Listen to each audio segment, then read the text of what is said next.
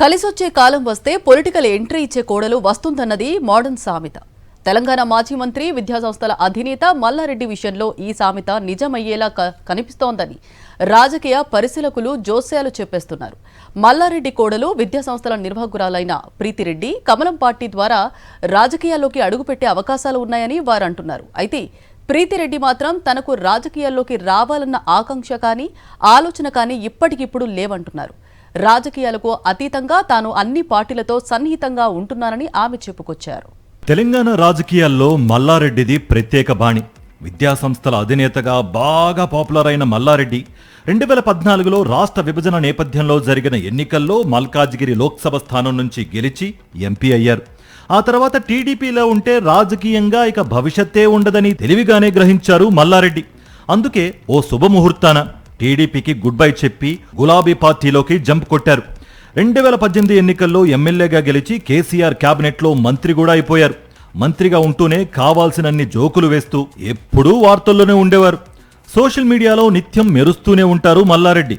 పాలు పూలు అమ్మి తాను ఎంపీ స్థాయికి ఎదిగానని, విద్యాసంస్థల అధిపతి అయ్యానని పదే పదే చెబుతూ ఉంటారు మల్లారెడ్డి. మీడియాకు ఎప్పుడూ కామెడీ పంచిపెట్టే మల్లారెడ్డి కోడలు ప్రీతిరెడ్డి మామయ్య నెలకొల్పిన విద్యాసంస్థల నిర్వహణ బాధ్యతలు చేపడుతున్నారు. కొద్ది రోజుల క్రితం మల్లారెడ్డి కోడలు ప్రీతిరెడ్డి అమాంతం వార్తల్లోకి ఎక్కారు. అప్పట్లో ఒక ఇంటర్వ్యూలో ప్రీతిరెడ్డి మాట్లాడుతూ భారతీయ జనతా పార్టీకి అనుకూలంగా వ్యాఖ్యలు చేశారామె. దాంతో ఆమె బీజేపీ వైపు మొగ్గు చూపుతున్నారన్న ప్రచారమూ జరిగింది. అయితే ఆ తర్వాత ఆమె మౌనంగా ఉండిపోయారు. అయితే ఆమె తన తండ్రి ప్రాతినిధ్యం వహిస్తున్న బీఆర్ఎస్లో చేరొచ్చన్న ప్రచారమూ జరిగింది. లేదంటే ప్రస్తుత పాలకపక్షమైన కాంగ్రెస్లో అడుగుపెట్టినా ఆశ్చర్యం లేదన్న టాకు నడిచింది.